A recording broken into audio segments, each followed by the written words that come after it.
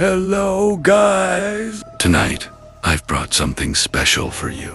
Not one, not two, but 5 terrifying stories that will crawl under your skin and stay there. These aren't just stories. They're the kind that make you double-check the darkness behind you. The kind that make silence feel too loud, and the kind you might regret listening to alone. So, turn off the lights, put on your headphones, and ask yourself one thing. Are you really ready for what you're about to hear? She found 8 journals in her new apartment. They had been documenting her life for decades. The apartment was everything Maya needed it to be. Affordable, available, and asking no questions. She'd moved 3 times in 18 months. She was done with questions. Fully furnished, the listing said. 6th floor corner unit. She signed the lease without visiting. When she arrived, she found a couch with wooden armrests, a white painted bed frame, and a dining table with 1 chair missing. Furniture that suggested a life. Interrupted rather than concluded. She noticed all of it and filed it away under normal because she needed normal badly enough to let it be. The hallway outside her door had a ceiling light that couldn't commit. It held brightness for a few seconds, then sank toward shadow. Maya walked quickly past it the first 2 nights. By the 3rd night, she'd stopped looking up entirely. She found the box on day 3. It sat centered on her kitchen floor with a precision that wasn't accidental. Equidistant from each wall. Flaps folded inward. Patient. No dust. No tape. She told herself the previous tenant had left it. She told herself that for 4 days before she finally opened it. 8 spiral-bound journals. Identical in size. Different in color. The covers were soft with years of handling. She stacked them on the kitchen table and opened the green one. The handwriting was small and deliberate. The kind you develop when you know someone will read your words and you want them to be able to. The first entry described Maya's childhood street. Not a street like it. Air Street. The correct name. The correct city. The specific bend of the cul-de-sac. The oak tree that forked at the base 6 feet up. The broken mailbox at number 41 that had never been repaired. She opened the blue one. Her college roommate's name was on page 37, embedded in an account of an argument Maya had never told anyone about. She went through all 8 journals in a single night. They were a record of her life. Not complete, not every day, but every moment that had weight. Her mother's diagnoses, the accident on the overpass, the job offer she'd turned down. Every entry was accurate. Every detail was correct. And whoever had written them had done so years before the events occurred. The red journal was the last. Halfway through, the dates shifted into the future. 3 weeks. Ahead, thin. For the handwriting changed subtly in these pages. Still small, still careful, but altered the way a copy alters from its original. Almost right. Not quite. The final entry was dated 23 days from that night. It described her apartment, the missing chair, the hallway light, the box. It described her sitting at the kitchen table, reading, with the red journal open in her hands. The last line read, "You have spent your whole life moving through spaces that were never really yours. This one is different. This one was always yours. I made sure of it." Below. Tat. 3 words in handwriting that wasn't careful at all anymore. 3 words. Written in a hand she recognized because she had spent 31 years watching it form letters. Her own, the lease ran for 12 months, and when it ended, Maya had not left. Not because she couldn't, but because by then, the handwriting on the walls was hers, and it had already written an ending she didn't remember choosing. It's been months, and Mikey is still doing CPR on the collapsed guy. Mikey's doing CPR on a random person that's collapsed in a restaurant. Mikey is a nurse, and he has done CPR on many people. Mikey wasn't going to let this 50-year-old man die, so Mikey kept doing chest compressions and breathing into the guy's mouth. Everyone stood around and just watched. Then when the ambulance arrived 30 minutes later, Mikey was still doing CPR on the guy. I think it was clear to everyone in the restaurant that the guy wasn't alive anymore. The ambulance team tried to tell Mikey that the guy is dead and the body should be taken away. As Mikey kept doing CPR on the collapsed guy on the ground, he shouted at everyone to fuck off, and then he pulled a gun out with one of his arms and showed it to everyone. He was still doing CPR with one arm. Then a guy from the crowd took the gun from Mikey and he pointed it at the crowd and told Mikey, "Keep doing CPR, man." And Mikey kept doing CPR. Then the police arrived and told the man holding the gun to drop the gun. Then more people started to join and started to point guns back at the police. All the while, Mikey was still doing CPR on the collapsed man on the ground. Police could do nothing, and weeks went by and Mikey was still doing CPR on the man. He had 5 people surrounding him and protecting him with guns in their hands. They had shipped patterns and random people from the public would take over. After months of this, the restaurant carried on as normal, with Mikey still doing CPR on the collapsed gut, who was now smelling really bad. One of the guys holding up a gun to protect Mikey spoke out by saying maybe the guy's dead now. And then he got shot in the head.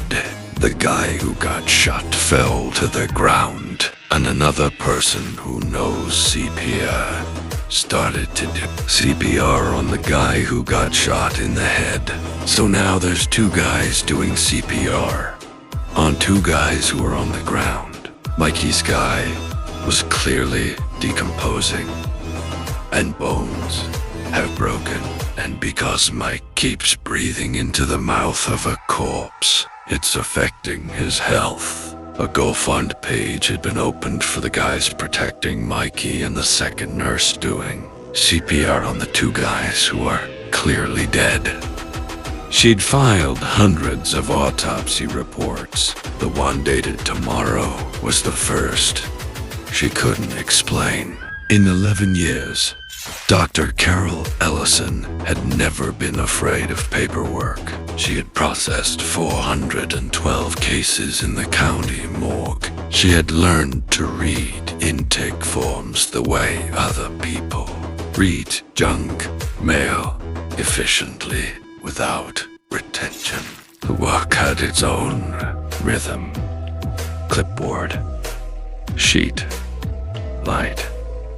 The cold you stopped feeling. The smell you stopped smelling. The quiet that stopped being quiet and became simply the texture of the room. The body arrived on a Friday.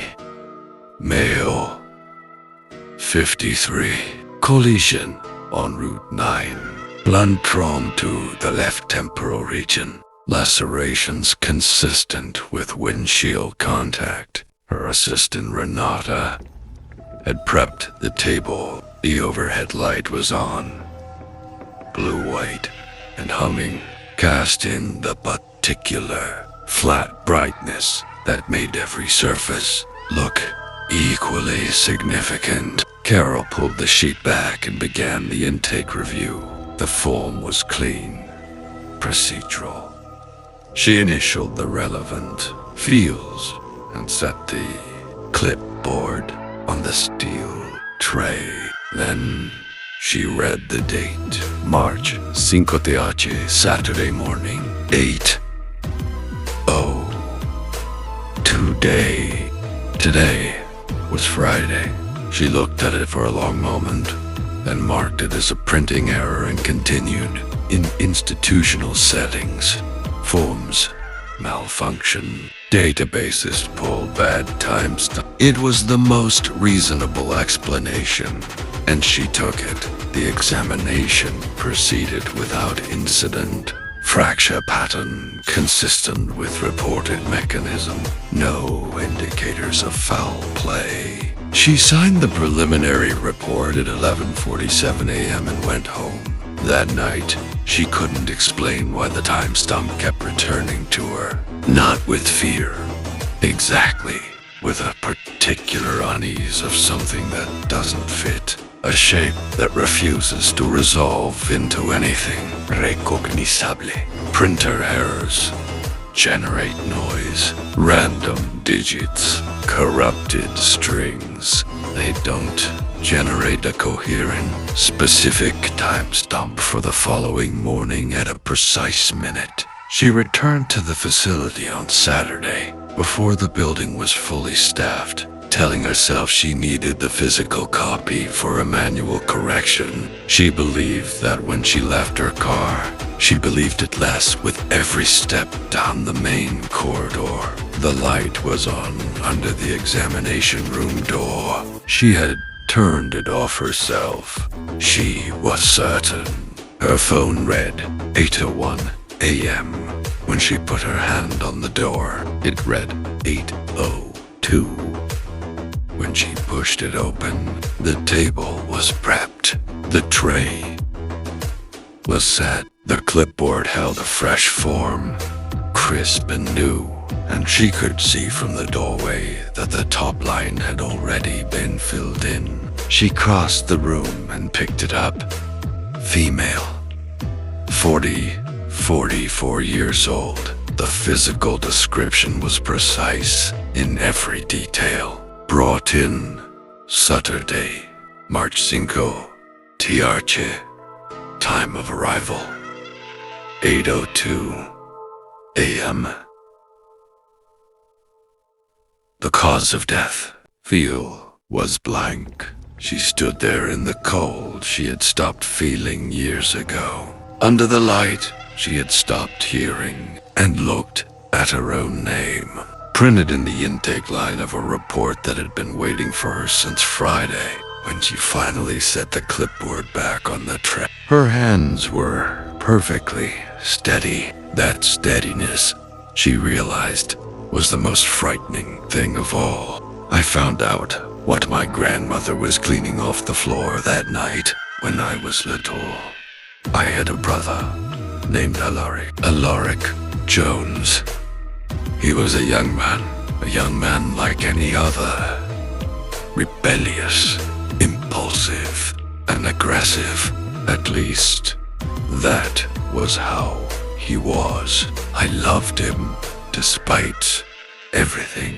This behavior of his led to threats from my parents, who always said, "If you don't behave, we will send you to your grandmother's house. If you don't get good grades, we will send you to your grandmother's house." Back then, I did not know who this grandmother they kept talking about was. We barely left the house.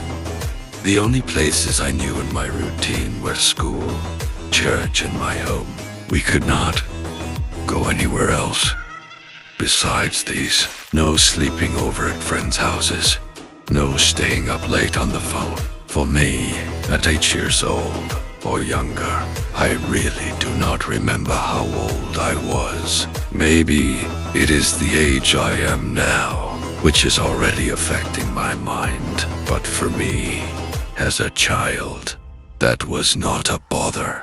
I played board games. I spent time inside my own head, but my brother felt that lack of freedom. He would run away every night to the local party, drink, smoke, spend long days away.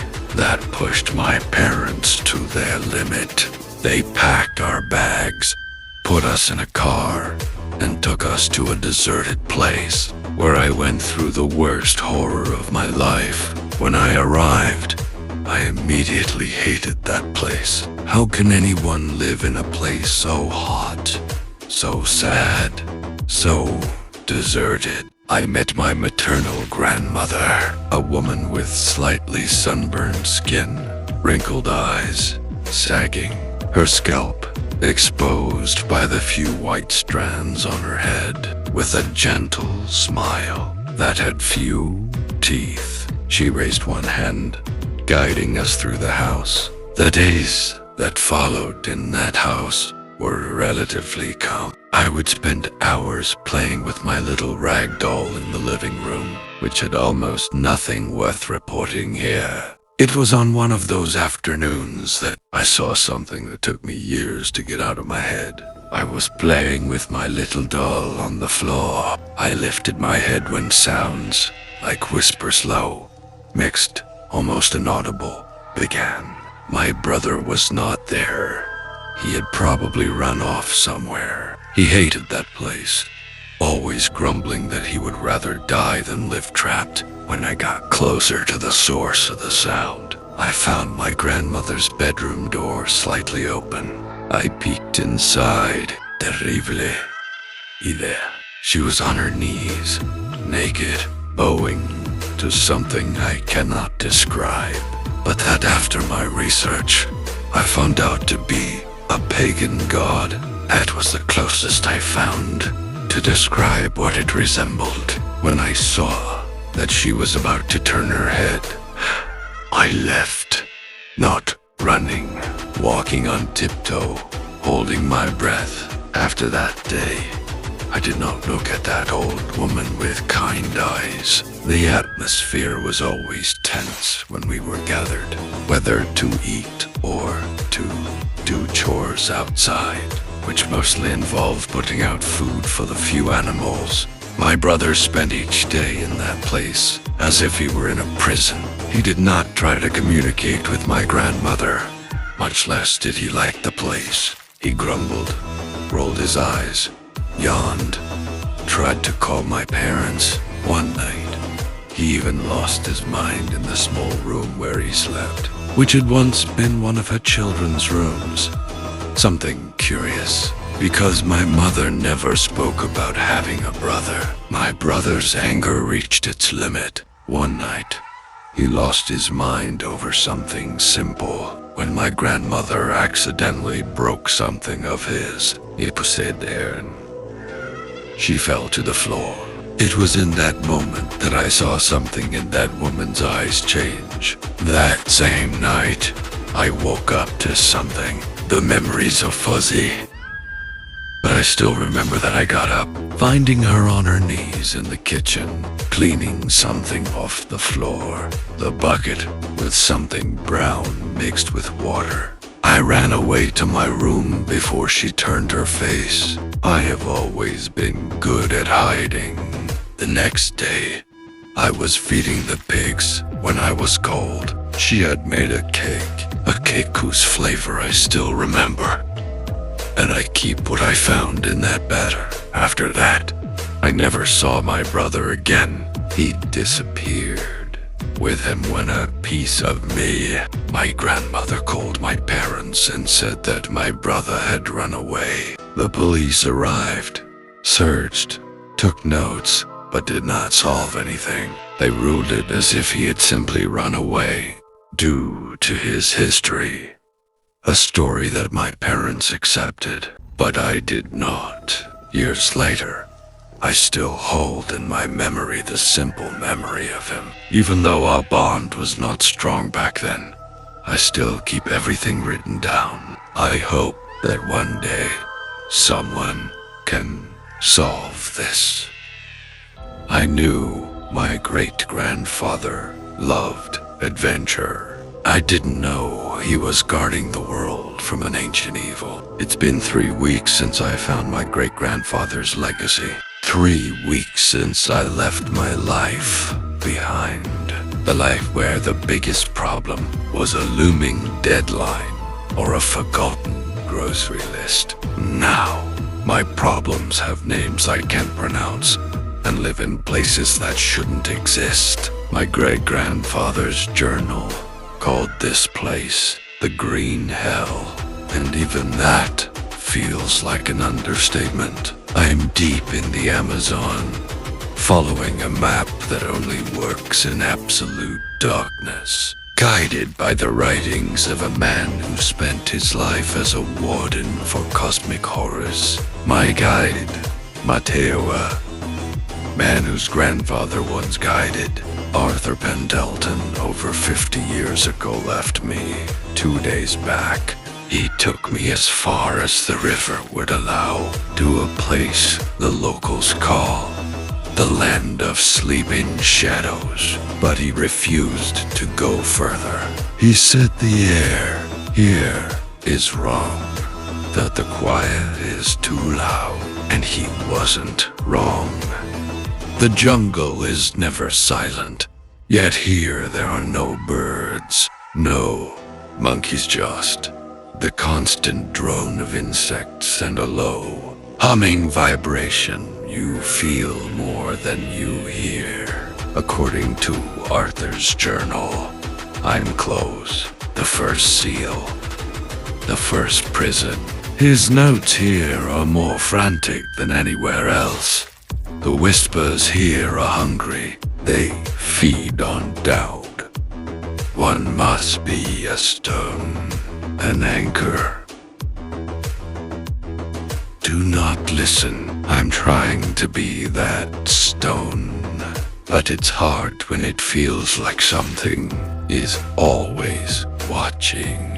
When the air itself whispers your deepest fears. I have the lantern, the map, and his journal. This is my first test as the new guardian, and I can't shake the feeling that if I fail, the whole world will hear the scream. The journey from the riverbank was a nightmare. Nothing here feels natural. The trees are too large, their trunks twisted like they're in pain, and the canopy blocks out the sun so completely that even at midday, the jungle floor feels like twilight. I've been following Arthur's markings, faint symbols carved into stone, almost consumed by Mosta.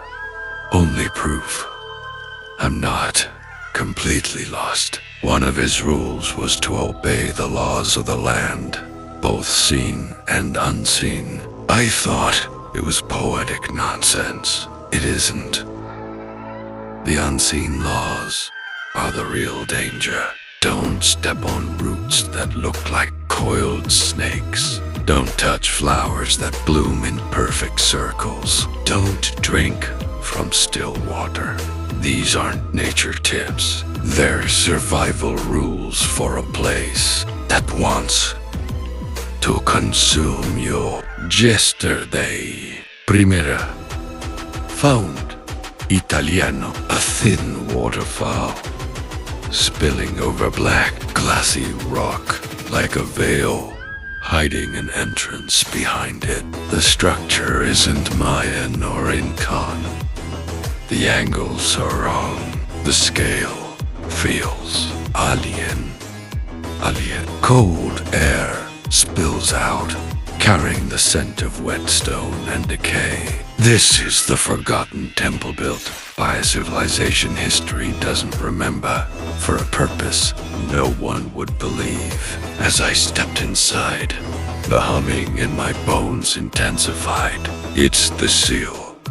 I can feel it, like a massive engine beneath reality itself. The temple is the first layer of the lock. Harm no guardians, Arthur wrote. I thought he meant people. I was wrong. The statues lining the halls, grotesque hybrids of insect and reptile, aren't just carvings. Out of the corner of my eye, they move. Their heads follow me.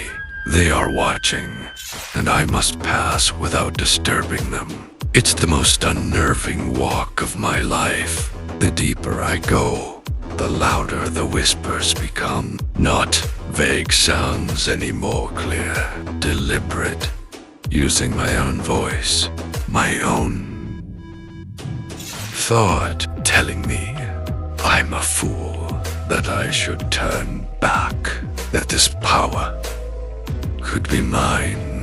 The cycle is a lie. Break, Italiano. Be a king, not a janitor. I have to bite my tongue just to focus on Arthur's words. Be a stone. Finally, I reached the central chamber, a massive circular room beneath a domed ceiling that opens to a swirling green vortex. That's not the sky, it's a wound. At the center lies the seal. Not a symbol, but a jagged fissure of sickly green energy, pulsing like a diseased heartbeat. It's breaking. The light flickers, dark tendrils leaking through. Tonight is the moment. The ritual must be performed when the wound is weakest, aligned with the stars. I take out the lantern not as a weapon, but as a key. It does not banish the dark, Arthur wrote. It gives it form. As darkness swallows the chamber, I strike a match. The sound echoes like a gunshot. The silver-white flame ignites. Everything changes. The walls glow with shifting script. The guardians move in shimmering shadow, and the seal reveals its true form, a web of silver threads, broken in 5 places. I see the breaches. I know what I must do. I kneel, dip my fingers in the oil, and touch the floor. Ice shoots up my arm. The whispers explode into a deafening roar. Visions flood my mind, cities collapsing, oceans boiling, stars dying. I force the words out. Anduin, Salah, Katama. The first breach seals. Then the next, and the next. Each one harder than the last. The pressure builds. Blood runs from my nose. My skull feels like it's splitting. Forcio. One remain. Te largest. And then the voice changes. It becomes my great-grandfather. Stop. It's a trick. Let it break. I freeze, but I remember. The whispers are hungry. You're not him, I whisper. And with everything I have left, I complete the final pattern and scream the last word of binding. A silent wave of white energy erupts. The fissure snaps shut. The whispers stop, and silence. I collapse, shaking. The lantern dies. The chamber returns to darkness, but a peaceful one. The seal glows softly. Whole again. It is over. Primera. Diz Italiano. When I step outside at sunrise, the jungle is alive. Again, birds calling, air clean. The world breathing once more. I mark them up with a shaken hand. 1 down. 4 to go. The next seal lies beneath endless sun and shifting sands, the Sahara Desert, under a place called the Sunken Pearl. I'm not